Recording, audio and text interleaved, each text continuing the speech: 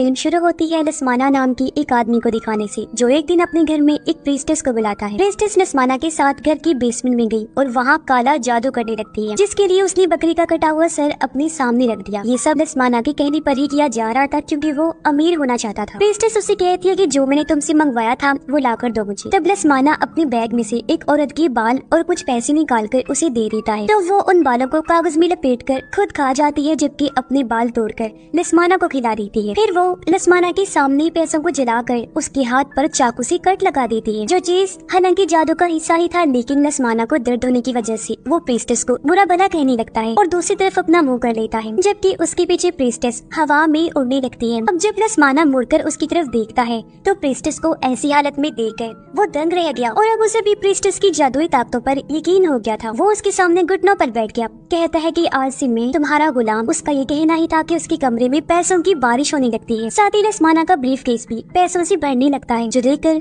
उसकी खुशी का कोई ठिकाना ही नहीं रहता। यही नहीं बल्कि जिस बकरी का वो सर था वो भी जिंदा होकर पूरा यहाँ खड़ा हो जाता है। उसे देखने से हम समझ जाते हैं कि ये बकरा दरअसल डेविल है, यानी कि शैतान, जिसको लस्माना ने एक जान दी और बदले में शैतान ने उसे पैसों से माला माल कर दिया। तब प्रीस्टेस भी उसे कहती है कि शैतान ने तुम्हारी कुर्बानी कबूल कर लिया, इसलिए अब तुम घर जाओ, जहाँ भी दौलत शोहरत तुम्हारा इंतजार कर रही है। लस्माना अब जैसे बेसमेंट से बाहर गया, फौरन ही दरवाजा बंद हो जाता है। अब सच में लस्माना को इतनी कामयाबी मिलती है कि वो रात है, लेकिन उसकी वाइफ की मौत हो जाती है। सबको लगता है कि उसकी वाइफ ने खुद अपनी जान ली, पर असल बात तो ये थी कि लस्माना ने अपनी वाइफ के ही बाल देकर उसकी कुर्बानी दी थी, जिससे उसकी वाइफ तो मारी गई पर वो अमीर हो गया। अब लस्माना की दो बेटियां भी थी। बड़ी बेटी का नाम आल्फी था। अपनी वाइफ की मौत के बाद लस्माना एक एक्ट्रेस से शादी कर लेता है, जिसके पहले से 3 बच्चे थे, 2 बेटियां और 1 बेटा। उसकी बड़ी बेटी का नाम माया होता है, लेकिन फिर टाइम के साथ साथ अचानक कुछ ऐसा हुआ कि लस्माना को बिजनेस में नुकसान होने लगता है। उसके हालात इतने खराब हो गए कि उसे अपना सब कुछ बेचना पड़ जाता है। सिर्फ एक वही घर बचता है जो हमने मूवी की शुरुआत में देखा था, और वो घर आल्फी के नाम था। अब कहानी प्रेजेंट की दिखाई गई, मौजूदा वक्त की, जहाँ लस्माना की बड़ी बेटी आल्फी के पास कॉल आती है और उसे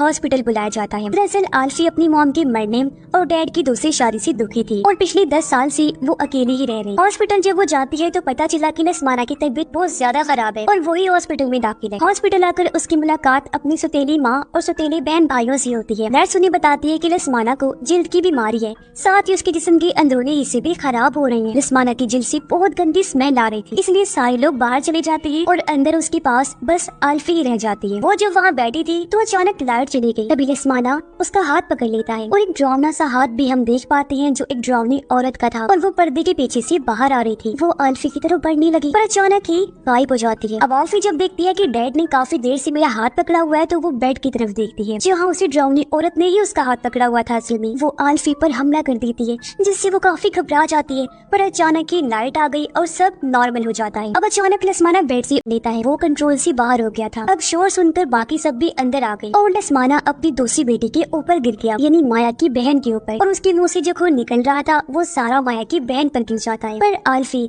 इस सारी वाकये से काफी खौफजदा हो जाती है। कुछ देर बाद आल्फी की सौतेली मॉम उसके पास आकर कहती है कि हमें उस घर में जाना है जो तुम्हारे नाम है, क्योंकि वो जायदाद हम बेचना चाहते हैं। अब यहाँ हम जान पाते हैं कि आल्फी अपने सपनों में अक्सर अपनी माँ को मरता हुआ देखती है बार बार, यानी वो उनकी मौत के सदमे से बाहर नहीं आ पा रही। अब अगले दिन आल्फी अपने उसी घर में जाती है, जो शहर से काफी दूर एक जंगल में था। घर काफी पुराना हो गया था। फिर आल्फी अंदर जाती है और जब वो बेसमेंट का दरवाजा देखती है तो उसे ताले के अलावा कीलों से भी मजबूती से बांधा हुआ था, ताकि ये खुल ना पाए। ऊपर कुछ पेपर्स भी लगे हुए थे, जिन पर मंत्र जैसा कुछ लिखा था और तस्वीरें भी बनी हुई। कुछ देर बाद आल्फी की सौतेली मॉम भी अपने बच्चों के साथ यहाँ आ जाती है। वो आल्फी की छोटी बहन को भी अपने साथ लेकर आई थी। ये लोग फैसला करते हैं कि हम घर के कागजात और कुछ जरूरी सामान ढूंढेंगे यहाँ, फिर कल वापस चले जाएंगे। अब आल्फी अपने रूम में चली गई, जहाँ उसका सौतेला भाई उसके लिए खाना लेकर आया, क्योंकि वही आल्फी को अपनी बहन समझता था और उसका ख्याल रखा करता था। वो जब बाहर गया तो उसकी बहन माया उसे औजारों वाला बॉक्स देकर कहती है कि ये लो, बेसमेंट खोलो, क्या पता वहाँ कोई जरूरी सामान हो। उधर आल्फी जब एक कमरे में गई तो वहाँ उसे बड़ी ही अजीब चीजें मिलती हैं, जो काले जादू में इस्तेमाल होती हैं आमतौर पर। वहाँ उसे अपनी तस्वीर भी मिलती है, जो देखकर वो हैरान रह गई कि ये यहाँ कैसे। अब माया बेसमेंट के दरवाजे पर लगे सभी पेपर्स को हटा देती है और उसका भाई कीले हटाकर लॉक भी तोड़ देता है। और अब जैसे उसने दरवाजा खोला, अंदर से एक हवा का झोंका सब कुछ होकर उनके पास से गुजर जाता है। फिर वो हवा का झोंका हॉस्पिटल में लस्माना के पास भी पहुंच गया और उसके मुंह से खून निकलने लगता है। तभी उसके मुंह से बालों का गुच्छा निकलने लगा, जो बहुत लंबा था और वो बाहर आते आते इतना बढ़ जाता है कि उसकी गर्दन और चेहरे से लिपट गया। वो बाल लसमाना का गला घोंट देते हैं और उसकी मौत हो जाती है। बेसमेंट के दरवाजे पर माया की मॉम भी आ गई। उसने जब अंदर झांकर देखा तो कुछ दिखाई नहीं दे रहा था। अब उनकी माँ अपने बेटे को अंदर जाने का कहती है, पर तभी यहाँ आल्फी भी आ गई जो अपने सौतेले भाई को बेसमेंट में जाने से मना करती है और कहती है कि इस घर में कोई गड़बड़ है क्योंकि जादू टोने से जुड़े चीजें मिली। पर उसकी सौतेली माँ उसकी किसी भी बात का यकीन नहीं करती। अचानक आल्फी की बहन को बेसमेंट में कोई दिखाई देता है। वो काफी डर गई, अपनी माँ को बताने की कोशिश करती है लेकिन वो उसे भी डांट देती है। पर अगले ही पल उनकी मॉम को अपने पैरों पर कुछ महसूस हुआ। उसने जब नीचे देखा तो 2 हाथों ने उसके पैरों को पकड़ लिया था जो अगले ही पल उसे बेसमेंट में खींचने लगता है। माया और उसका भाई अपनी माँ को पकड़ लेती है। वो उसे बाहर निकालने की कोशिश करने लगी पर वो जो भी चीज थी जो बेसमेंट में थी उसकी माँ को खींचकर अंदर ले जाती है और अब वहाँ अंधेरे में से डरावनी आवाजें आने लगती हैं। सब बच्चे काफी घबरा गए। माया अपनी माँ को आवाज लगाती है जहाँ एकदम से उसकी माँ उछलकर बाहर आई। वो माया पर हमला करके उसे पकड़ लेती है। उसकी माँ की हालत काफी खराब हो गई थी क्योंकि उसे किसी बुरी ताकत ने पोजेस्ट कर लिया था और वो पूरी तरह उसके कंट्रोल में आ गई थी। वो माया की बाजू पर काट लेती है। उसे बचाने के लिए आल्फी उसके सर पर हथौड़े से वार करती है जिससे वो वहीं गिरकर बेहोश। कुछ देर बाद माया की मॉम को फिर से होश आ गया और वो अपने सर से हथौड़ा निकालती है लेकिन वो अभी भी पोजेस्ट थी। वो अजीब तरह से दरवाजे के ऊपर चढ़ती हुई दीवार पर चढ़ के बैठ गई और डरावनी आवाज में कहती है कि खुशहाली की कीमत जान देकर चुकानी पड़ती है। जिसके बाद वो खिड़की का कांच तोड़कर जंगलों की तरफ भाग जाती है। माया का भाई बेसमेंट का दरवाजा बंद करके आगे भारी सामान रख देता है जबकि आल्फी माया की बाजू की पट्टी करती है। आल्फी की बहन ने अपने हाथ में एक अजीब सी काली डॉल पकड़ी हुई थी। वो आल्फी को बताती है कि ये मुझे एक कमरे से मिली। तब आल्फी उससे वो ले लेती है। माया का भाई उसे बाहर गाड़ी के पास बुलाता है और दिखाता है कि गाड़ी की तारें काट दी गई हैं जो और किसी ने नहीं बल्कि इनकी माँ ने पोजेस्ड हालत में काटी थी। यानी ये लोग यहाँ से नहीं निकल सकते, बुरी तरह यहाँ फंस गए थे। आल्फी अपने सौतेले भाई को फोन देते हुए कहती है कि तुम पुलिस को या किसी ऐसे इंसान को कॉल करके बुलाओ जो हमारी मदद कर सकता है। जिसके बाद वो अपने भाई को छोटी बहन के पास ही छोड़कर माया के साथ निकल जाती है ताकि वो पास के गांव में जाकर माया के लिए कोई इलाज का बंदोबस्त कर सके क्योंकि माया की हालत बिगड़ती जा रही। बारिश भी हो रही थी और ये लोग जब जंगल से गुजर रही थी तो इन्हें अपनी माँ मिलती है जो अब एक जगह पर बैठी अजीब हरकतें कर रही थी। उसे देखकर दोनों डर गई, फौरन छुप जाती है। अब आल्फी एक जगह पर आकर माया को यही रुकने का कहती है। फिर वो अपने बैग से हथौड़ा निकालकर अपनी माँ को देखने जाती है। उसके पीछे से माया आल्फी के बैग से उसकी डायरी निकालकर पढ़ने लगती है जहाँ आल्फी ने अपनी सौतेली माँ और बहन भाइयों की तस्वीरों को खराब करके उनके बारे में बुरा भला लिखा हुआ था। यानी इस तरीके से आल्फी ने भरपूर उनके खिलाफ अपनी नफरत का इजहार किया था जो देखकर माया को काफी बुरा लगता है। इसलिए कुछ देर बाद जब आल्फी वहाँ आई तो माया गुस्से में उसे कहती है कि दूर रहो मुझसे, समझी मैं ही पागल थी जो कुछ देर समझ रही थी, जबकि तुम क्या करती रही हो हमारे पीठ पीछे हमारे खिलाफ नफरत का भरपूर इजहार। मैंने सब देख लिया है तुम्हारी डायरी में।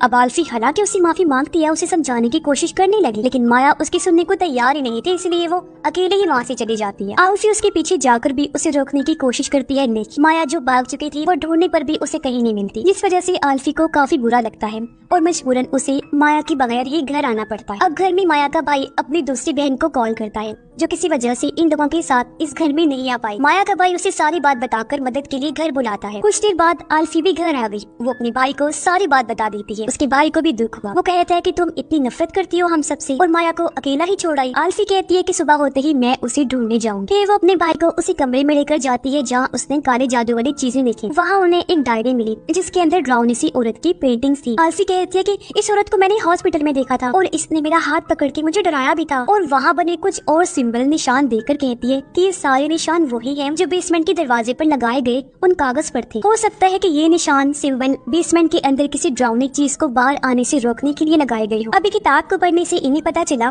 कि जितनी भी डरावनी औरतें इन्होंने देखी वो सारी असल में डार्क प्रीस्टेस है, यानी बुरी ताकतें रखने वाली, काला जादू करने वाली बुरी प्रीस्टेस, क्योंकि ये शैतान को अपना गॉड समझकर उसकी पूजा करती है और जो ताकतें इनके पास होती हैं वो भी इन्हें डेविल शैतान दिया करता है। अब आगे कुछ चीजें देखकर इन्हें समझ लग जाती है कि ये सब हमारे बाप लसमाना ने करवाया है ताकि वो दौलतमंद हो सके। जंगल में माया जब आगे बढ़ रही थी तो उसे अपनी माँ बहुत ही बुरी हालत में मिलती है। उसकी जुबान बाहर आ चुकी थी जो अचानक माया पर हमला कर देती है। जब अपने बचाव में माया उसे मार डालती है। आल्फी की बहन जब सो रही थी तो उसे पीछे पड़ी अलमारी से अपनी माँ की आवाज आती है जो उसे पुकार रही थी। बच्ची डर के उठ जाती है। वो जब अलमारी को चेक करने गई तो वहाँ कोई भी नहीं था। वो फिर से आकर बेड पर लेट जाती है लेकिन तभी हम उसके पीछे उसी डरावनी औरत यानी प्रीस्टेस को देखते हैं जहाँ अचानक बच्ची का बेड जोरों से हिलकर उछलने लगता है और वही डरावनी आवाज उसे कहती है कि तुम मेरी बेटी हो। और इस पर बच्ची कहती है कि नहीं नहीं, तुम मेरी माँ नहीं हो सकती। अचानक ही सब नॉर्मल हो गया। बच्ची जब नीचे जाकर देखती है तो वहाँ कोई भी नहीं होता। लेकिन अब जैसे वो ऊपर हुई, वो ड्राउनी प्रिस्टेस उसकी बेड पर आ जाती है। उसे देखकर बच्ची चीख मार देती है। आवाज सुनकर आल्फी और उसका भाई जल्दी से वहाँ आ जाते हैं। प्रिस्टेस उन पर भी हमला कर देती है। वो उनकी छोटी बहन को खींच कर ले जा रही थी, तो वो दोनों बड़ी मुश्किल से अपनी बहन को बचाती है और अब प्रिस्टेस उसे छोड़कर आल्फी को पकड़ लेती है। लेकिन जैसे ही उसके भाई ने बेड खिसकाया, प्रिस्टेस वहाँ से भाग जाती है। तभी आल्फी बेहोश हो गई और अपने उस टाइम के ख्याल उसे आने लगती है जब उसकी माँ की मौत हुई थी, तो वो उनके साथ थी। उस टाइम दरअसल आल्फी की माँ उसे सुला रही थी,